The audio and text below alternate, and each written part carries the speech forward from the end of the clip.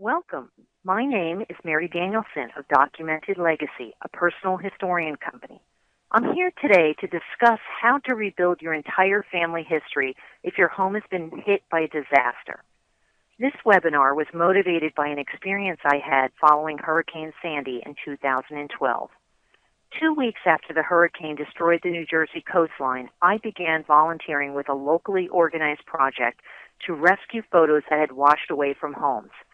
Most of the 2,500 homes and businesses in this community were either wiped off the map entirely or extensively damaged. While shooting new photos of wet, muddy photos while I tried to dry them, a young mother approached me and asked if she could look through the bins of recovered photos. Now, prior to the hurricane's arrival, she and her husband had packed a suitcase of their favorite family photos and backup drives. The images went back several generations, including her grandfather's images from World War II. In the rush to leave their home, they forgot to grab the suitcase. Every memory of her marriage and her son's first 8 years was gone. She felt shattered. After an hour of looking through the bins, she found one image. I assured her of two things. First, if that image was in the suitcase, we would surely find other images. And secondly, and more importantly, the hurricane didn't take away their ability to tell stories. They had options in how to begin rebuilding their family history. That is a very important lesson in personal history I'd like to pass on to you today. So let's begin. Assume for a moment that the worst case scenario just happened to your home. Disaster struck. The house is a wreck. You're both in shock and overwhelmed at the work that awaits you. You have to tear down everything, remove all the wet household items before mold sets in, and dry out the house. The first things you reach for are your forgotten valuables and your photos. Your photos are underwater. These cherished images are your memory keepers and your placeholders in time. They remind you of a life lived. They also connect you back to generations in your family. Don't throw out your photos in historic family documents. Your photos have been through a disaster. They may be covered in sand, dirt, grass, fuel, feces, bugs, grass, and housing materials. They may look like a muddy, wet mess when you retrieve them, but don't throw them out. There is plenty of hope. Residents with wet photos can rescue their family history, but they shouldn't expect to clean, dry, and restore the actual image to its original location in a frame or album. Without the funding to send your entire personal collection of photos to a professional conservator and archive it in cold storage, you have to expect to clean your images enough to get some restored and the remainder reprinted. Otherwise, your original photos will continue to deteriorate at a rate faster than undamaged photos. First, ignore traditional rules of photo conservation and the treatment of wet photos. You're not a museum. Your images just took a nightmare of a joyride. Focus instead on doing the best you can at this moment with the resources you have. You have options. There are still ways to rescue your family photos, restore them, and preserve your family history. Flip Out Cares has produced an e-book called Rescuing Water Damaged Photos, full of professional tips and advice from other communities that have experienced natural disasters where homes and businesses were inundated with flood waters. When you need help at home, this e-book will provide you with the step-by-step guidance and ideas. There's still more ways to preserve your family history, even if you have lost your entire home and all its contents. Don't lose hope. Here's some suggestions. In disaster recovery, there is more time management needed initially to rescue your important family photos and documents. Be patient. Use any resources or materials you have on hand to help you get the job done. Here's some suggestions. First, pace yourself. This is not a race. Think of it as a new training program instead. There's some tiring work up front and then regular maintenance. You have to be mindful of the work needed, however, or it gets lost. Make a plan and build on it. Again, pace yourself. Do some work today and a little each day this week. By the weekend, you'll have hours of work accomplished, a few minutes at a time. How do you begin to rebuild your family history and preserve some stories and photos with nothing in your hands to begin with? Well, you have lots of options. The disaster did not take away your ability to tell stories. First, in the process of rebuilding that family history, you have to think of how technology will help you preserve that history for future generations. The advancement of technologies and the ability to produce work on computers and store backups makes it easier today to preserve family stories from future disasters. Know that from now on, you need to store backups of your family history electronically. If you're not very comfortable with all the newer technology, ask someone who is. Seek an expert through a memory preservation association or a computer store. The first thing I would tell you to do is grab something to take notes, a computer, a tablet, a notebook, cell phone, index cards. Create a document that helps you begin to take down notes and ideas. Use whatever you have on hand. The next thing is to create a life list. Start with a series of decades, events, memories, birthdays, celebrations, work milestones, trips, or any significant event in your life. Also include any time periods you remember about your grandparents or great-grandparents. Use this list as an outline and a reminder of what to look for as you're rebuilding your photo collection and family history. Your focus is on preserving your life stories with photos. When we say photos, we mean videos and DVDs too. With any outreach you do, asking others for help, seeing what they have, be sure to ask them if they have any videos or DVDs you can duplicate. A lot of times people are looking for a way to help someone who's been hit by natural disaster. Giving them the opportunity to go through their own collection and share memories that include you will help both of you. Let's look at social media. Did you have any photos from these time periods on your life list stored on social media? Do your relatives? Do they have any printed or digital copies they could duplicate for you? Again, make a list of people to ask, and don't hesitate to ask for help. Think about photo duplication sites. Did you have any family photos stored on the website of that helps with photo duplication, such as your local photo centers, Shutterfly, Snapfish? You may have had photos archived there waiting for more time to produce photo books or other projects you wanted. This will be a good way for you to easily duplicate certain time periods. Also consider business events you've gone to. Are there any photo duplication sites managed by businesses, trade associations, or even charitable organizations you've participated in? Seek those out and plan to order new copies. And don't hesitate to reach out to those organizations and let them know what you're trying to do. They may be able to help you. Look to your extended community of friends. Do you remember other families being at events where you were? Ask them if they can supply you with duplicate photos. For example, I had a friend years ago whose house caught fire over Easter weekend, not long after they left the home. The entire home burnt to the ground. And like the young couple I mentioned earlier, this family didn't have any copies of their wedding photos or any image of their children that they could preserve. And this was before everybody was sharing things on Facebook.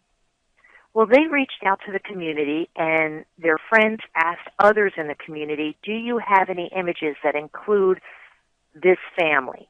And every parent who had gone to a school event where their sons or daughter were in the event managed to make some duplications for them. And that was a really easy way to preserve a family history and to begin to rebuild it.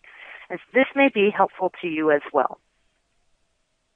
Say, for example, you've done all this, and you only received 7 photos.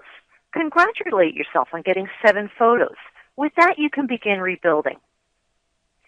Now, start to think one moment, one story. Here is where you begin painting a picture with life stories. Take the life list you've produced and pick one event in your life. Record a story about it. Answer the following questions. Who, what, when, where, why not, and how. These questions help to fill in the gaps of information that public records may not supply. They'll help guide you to tell the story of what occurred, who was there, when did it happen, what was its purpose, and other rich details. By utilizing a notebook, tablet, the computer, or index cards, you can begin to make notes. If you have little to no money, index cards are the cheapest way to begin. You could begin filling in ideas, topics, photo ideas to look for until you can find out if a family member has one. Then you can write down notes or little stories on it. Do it when you think of it. It's a fun thing to have on a table or on the kitchen counter. Today I'm going to pick one story. When you have time to work on it again, you do another story. When you think of something, write it down. You can go back to the details as you think of it. When you have more time, write another story. Your stories paint a colorful picture and place you in another period of time prior to the disaster. As you remember more details, your recovery of family history grows richer. You didn't lose your stories. Again, remember that. You didn't lose your stories. As you bring these stories forward, you'll realize how hope is revived. And share this idea with others facing similar disasters. Where to start? If you're not sure where to start with those life stories, start with your childhood. Your childhood photos are gone, but your stories are not. Paint a picture of where you grew up and how you grew up. You still have the ability to tell the story in rich detail that can be illustrated afterward with other items. You can also use new photos of historic items. Maybe your elementary school has changed or has been completely rebuilt, but you can still put a picture of the elementary school in with your story. What else can be done to add images to your rebuilt family history? It's your family history. You define how you want to illustrate it. How can you duplicate images of the town you live in when the entire community or a large section of your neighborhood has been devastated by disaster? And when that neighborhood is rebuilt, it will look differently. There may be historic photos or historic aerial photos available online. Your state, local, and county historical society chapters may have photos you can duplicate. There may be other families in town who have photos to share.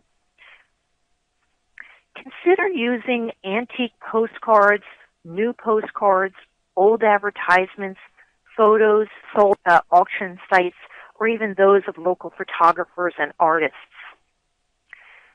Ask your local churches or other community groups if they have images you may duplicate from significant time periods in your life, including the Effin era we just talked about.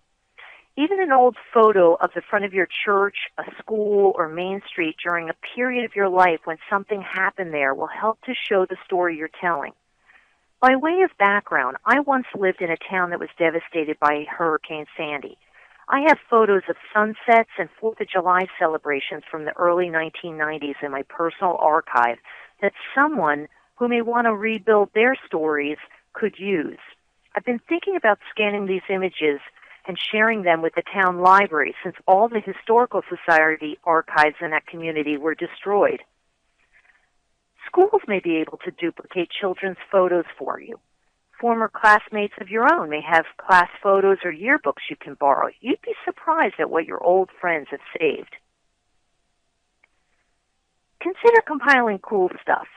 Think of the other things you could compile. Here's an idea. If you lost images of you and your spouse dating in the early 1980s, you may have a lot of work to do to rebuild those cherished memories. You know, is your professional photographer still in business, and is there an old archive you can access? You may only remember half the people at your wedding. Try to remember who else was there with a camera. Ask your guests if they have any photos you can duplicate. Ask them what they remember about your big day. Their memories add to your story. They may have mementos. You can also compile a list of popular songs, images, fashion photos, images of big boombox radios, travel photos from your honeymoon, album covers, and sayings to help illustrate your stories. It jogs your memory. The more you think about it, the more you'll add to it. Allow yourself the time to fill in the gaps. Before you toss out all your wet household contents, can you take a photo of it to help illustrate a story?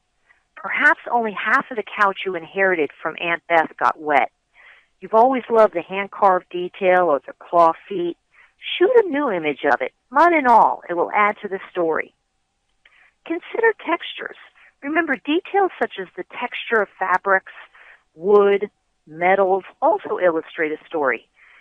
You may be able to take a new photo of the fabric of Aunt Beth's couch to preserve the visual image and texture, and with this new photo, even a cell phone photo, preserve the memory. That image can be utilized in the background of any new finished project you do, a new photo album, scrapbook, or family DVD.